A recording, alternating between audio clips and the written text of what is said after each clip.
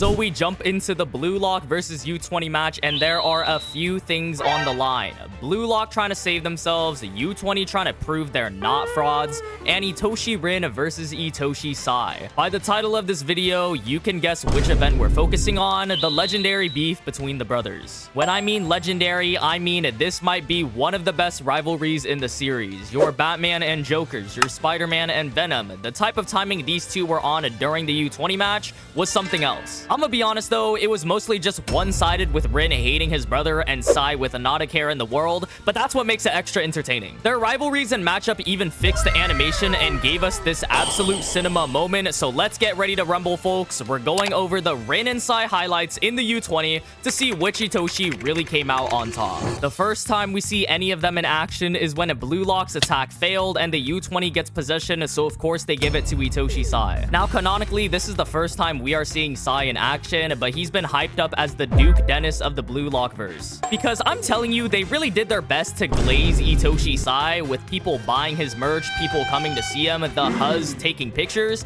They even got a full-on Jumbotron for him. I ain't ever seen hype like this for anyone, a full-on Jumbotron. Are we serious? So he was hyped to the max, and the first play we see from him is a perfect pass to the U20's forward Sendo Shuto. From the get-go, we already knew what type of timing Sendo was on when he was overconfident and his head was in the wrong place, so it came to no surprise that Sendo fumbled the shot, and Sae couldn't believe his eyes. We already knew he had a few words for Sendo the next time they had a chance to speak, but before he could do that, he decides to take things into his own hands and decides to chase after the ball. The BLUELOCKers, and specifically Rin, think that he doesn't have a shot angle, but Sae still takes it, and Rin is left staring at the person he hates the most make the first goal. You gotta remember, Rin hates the very mention of his brother. It got him gritting his teeth, so to see him score a goal right in front of his eyes is like a full knuckle sandwich to the face. It doesn't help that Sae starts aura farming and nonchalantly stands there like this is another day in the office for him.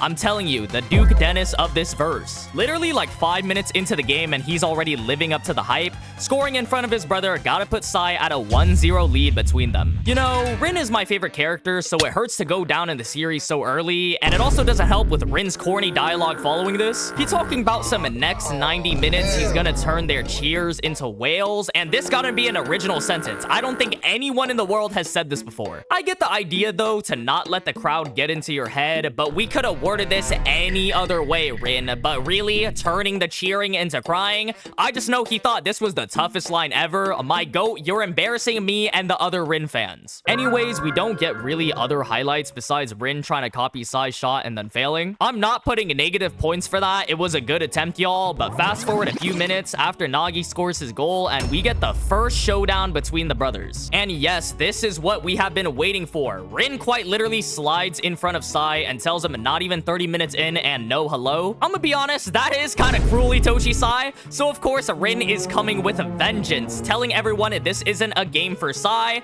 but for Rin to surpass him. Big talk coming from Rin, and it just adds to the stakes and rivalry. The matchup begins, and the first frame is Rin quite literally jumping at Sae. He really hit him with the Jumanji jump, trying to steal the ball. This is the type of stuff you see in Street Fighter. I'm not gonna lie, the animation was pretty subpar during this time, so it was mostly frames of the fight, but don't worry, this gets fixed later on. Rin really put his whole arm out like he trying to take Itoshi Sae down with him WWE style. The other players are telling them to pass, but Rin shouts out for everyone to get lost. They're in the middle of a sibling fight. And Sae hits the biggest side-eye I've ever witnessed. Like he just heard the most vile, disgusting words come out of Rin's mouth. Yeah, I'm gonna be honest, I would get a little secondhand embarrassed too. It is a little ridiculous, but it's Itoshi Rin we're talking about. It's pretty much a given that this dialogue is coming from his mouth. Anyways, with Rin covering Sae, he decides to put his arm out too and hits a ring around the rosy turn to get past him. If I'm Rin, I would be dazed with the spinning eyes because Itoshi Sae really used his secret weapon, Weave. Rin tries to catch up and block him with his hand again, but Itoshi Sae just looks at him and gives him the almighty push. And this just leaves Rin stunned. Like, look at bro, he couldn't believe what he just saw.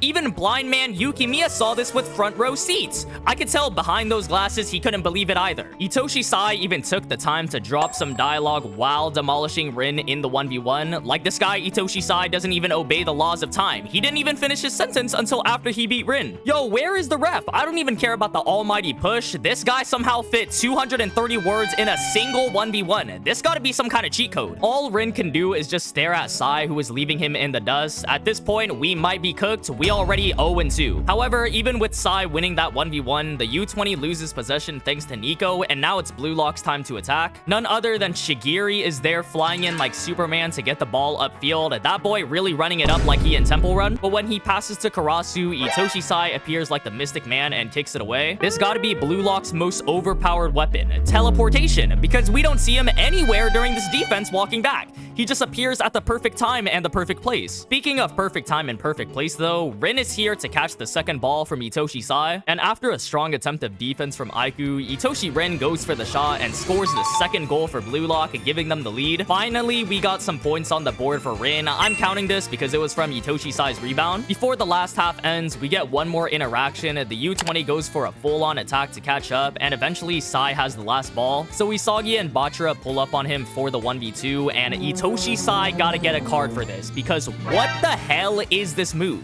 He turned creative mode on. Ref, are we seeing this? Is anyone in the stand seeing this? Are we not gonna question what's happening? Sae eventually gets past both of them and sets up Sendo to score. However, the most overpowered move in BLUELOCK comes out again, teleportation, because Rin is here to block Sae's pass. Rin even gave some dialogue before hitting the block, and somehow Itoshi Sae heard this across the whole entire field and responds to him, which is a little bonkers to me. Itoshi Sae is mad, and I think we saw a little bit of his full power here, because we see Sae take one step and somehow he's right at the ball.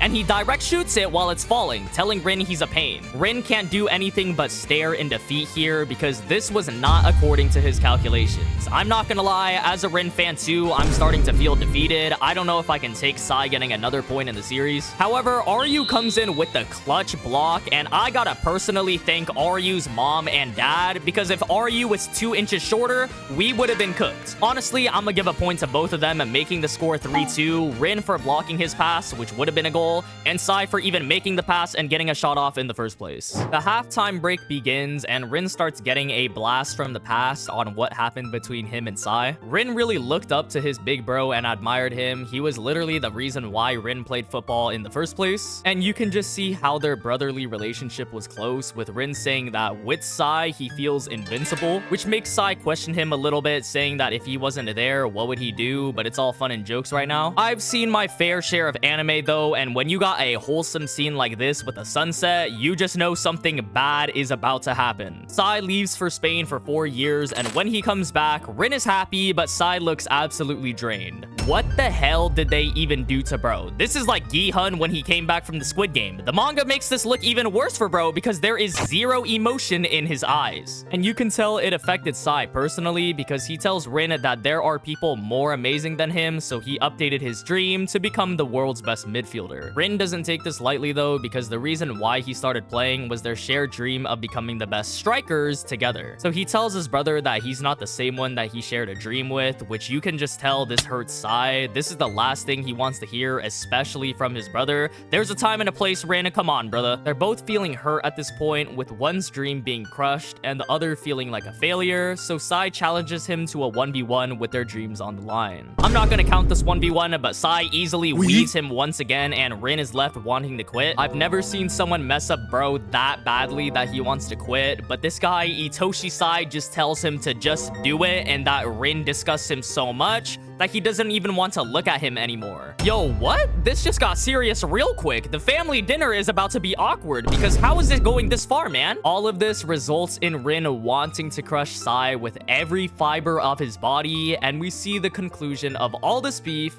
all this backstory in the end of the second half.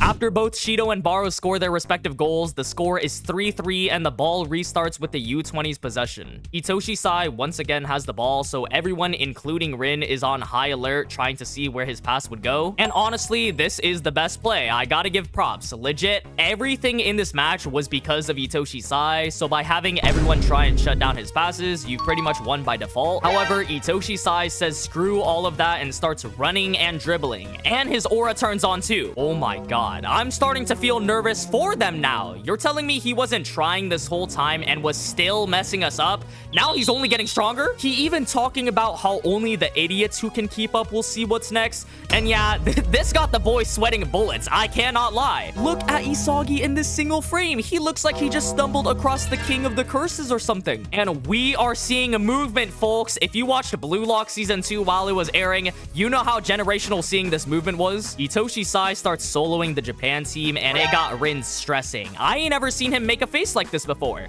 Bro gritting his teeth and all. Rin needs to stop his older brother, so he hits him with a slide, which honestly would have gotten a lot of people, but Itoshi Sae weaves it and slowly gives him a side eye. Nah, this is another level of disrespect. He even sent my man into a flashback, and I cannot lie, we are 4-2 in the series. All y'all that got your parlays on Rin, we are not hitting. But that's until Rin gets his aura and starts thinking on how to shut down Itoshi Sae, trying to synchronize with him. Bro even turned the field into grids, and does Rin have metavision? I don't know. Anyways, he gets this particle accelerator eye and understands that Sae's dribbling comes from a beautiful destruction. And after thinking about what Sae would do, fully synchronizing with him, at the last minute, Sae passes to Shido, and as all hope is lost, Rin the madman comes in and blocks it, taking a hit in the face. Rin, you did it, you madman. You got us some points on the board, 4-3 by shutting down Sae's pass. Also gotta say, this match just proved Blue Lock is not a football manga. We got people getting kicked in the face, using almighty pushes, and Cobra Kai up in here. Anyways, after the ball goes back and forth, the U20 gets possession once again, and right in front of the goal, the worst place possible, Itoshi Sae gets the ball. However, Isagi is in front of him, so he decides to pass it to his side where Aiku is, and this gotta be the least expected thing of all time. Why is Aiku the defender up here? And to make matters worse, Aiku was a previous striker. Literally everything went a little too perfectly for the U20 here. The captain shoots his shot, he even gets an impact frame on it, and right as you think it's about to go in, Itoshi Rin blocks it using teleportation. I can't believe it. Rin closed the deficit, y'all. 4-4, because Aiku would have scored here. I know it wasn't a straight up matchup, but this still gotta count. It's short-lived though, because the U20 gets a corner kicked and Sae is the kicker, so Rin starts giving the same speech about synchronizing with him and having to defend Sae alone. Sae eventually kicks it, and Rin jumps for the ball, blocking Aiku, who he thought was going to get it. However, Sae calculated to go past both of them and go for Shido. Yeah, I knew things were looking a little too good already. The victory was short-lived, 5-4 in Itoshi Sae's lead. However, this sparked the awakening of the Destroyer and the final matchups heading into the last few minutes of the game. The game continues after Isagi stops Shido and Hiyori receives the ball, but Rin comes in and yoinks it from his own teammate and starts running up the field by himself, changing his eyes and sticking out his tongue. He took a page out of Flight React's book, I'm not gonna lie, and I'm wondering if I'm hearing this right because Rin said he wants to kill everyone. Yo, the field is the last place this guy needs to be. We need him in therapy. Anyways, he gets past the U20's defense, literally a no diff, an actual walk in the park. He almost put this guy in a retirement home, I cannot lie, until he gets to Aiku, an actual competent defender. However, even he has to gamble on a 50% win alongside Shido, and it all builds up to this moment, Aiku versus Rin to defend or make the final goal. Rin gets the shot off, even with Shido on him, but Aiku hits this Mario jump to barely deflect it. It hits the post, and of course it lands to none other than Itoshi Sae. Now this run was generational, but probably ended in the worst way possible. Like, of course the ball could have landed anywhere, but Sae got it. He even has time to say Rin is still lukewarm. Man, Itoshi Sae gotta be in the Mount Rushmore of disrespect. Because what the hell, man? At this point, just set up a boxing match between the two. Because if I'm Rin, I am not taking all that disrespect. Keep in mind, Sae saw all of that, Itoshi Rin literally soloing the whole team, and still decided that wasn't enough. Like, he saw absolutely nothing. With the ball in Itoshi Sae's possession and 1 minute left, that means we are left with one final play to decide this game. The boss music starts, the movie bars come in, and oh my god. Sae looks forward, Shido moves up, the U20 goes for its counter, and we see full movement on Sae's dribble, crossing up Isagi. All the big hitters from Blue Lock are simply not enough for the man named Itoshi Sae, as he moves up the field with everyone in a panic, as the U20 is almost guaranteed to score. But one person jumps in Sae's way, and of course, it's none other than Itoshi Rin. Snow falls, reminiscing of that fateful day where everything went wrong for the brothers, the awkward dinner. Sae still takes the time to tell Rin about about his failure to score, and if he stayed at home, he could have knew his limits. I gotta know where Sae is even getting these disses at, because how many different ways has he called Rin trash in the past 90 minutes? Sae ultimately tells him that without him for an excuse, he can't play soccer, and Rin finally figures it out. The words from that day, what Itoshi Sae meant, and his whole journey with football, all of it as we get a cinematic shot of Rin with everything holding him back, and him finally removing those values from him, letting go and believing in himself. Rin reaches his final evolution, whatever the hell this is, and Itoshi Sae recognizes it as they head into their final matchup. And folks, this is no ordinary scrap. The backstory, the matchups before, the animation, the rivalry, both at their peaks and flow. This is absolute cinema, and y'all already know the rest is history. Both get ready to face off, the animation style changes to fluid movement, and we see legit everything, even their hair moving. Sae flicks the ball up, Rin hits the biggest turnaround, and they collide, chasing after the ball, holding each other back. This ain't even football anymore. Sae gets the ball once again and pushes Rin away. Rin puts up his hand like he's about to karate chop Sae, but this man, Itoshi Sae, uses Miyagi-Do to block, and his aura comes out. Sae goes straight towards Rin, goes for the nutmeg he always goes for, and Rin blocks it, winning the 1v1 for the first time against Sae. Sae is stunned like he just got hit with the haymaker, and as everyone watches the ball, it goes to none other than Isagi Yoichi, who scores the final goal, leading to BLUELOCK's victory. This brought tears to my face. This the type of animation you show your loved ones. I honestly couldn't even believe what I was seeing on my screen. I like how this beef single-handedly fixed the animation. Like, they knew this final matchup was that important. That final 1v1 makes the score a tie 5-5 since Rin won the matchup, which I'ma be honest, I did not expect that. If we were counting solo plays, Sae would easily win this with his assists, but we're going over their matchups or interactions throughout the match. And I'm pretty sure we all know that Sae is better than Rin. It's not even a debate. It's just fun to go over their matchup. Anyways, that's about it, folks. I really enjoyed making this. The Rin and Sae beef is one of my favorite parts of the whole series, and my whole channel is on BLUELOCK. If you made it to the end, thank you so much for watching. Remember to hit that subscribe button. YouTube also really thinks you'd like this video right here, so be sure to check that out. I love y'all so much. I appreciate y'all as always, and I'll see y'all in the next one.